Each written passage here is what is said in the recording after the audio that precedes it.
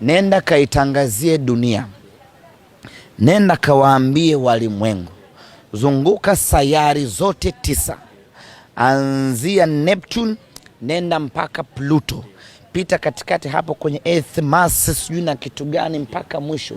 Nenda kawaambie Simba anakwenda finali safari hii. Kaka, mara ya pili umeniambia Zanzibar na unaniambia tena hapa.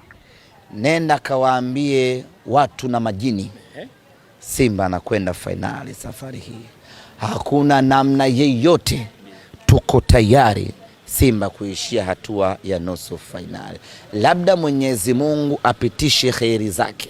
Unajua Mwenyezi Mungu yeye ndo anatoa na yeye ndo anakunyima. Na sisi tunasema kheri na shari zote zinatoka kwake yeye.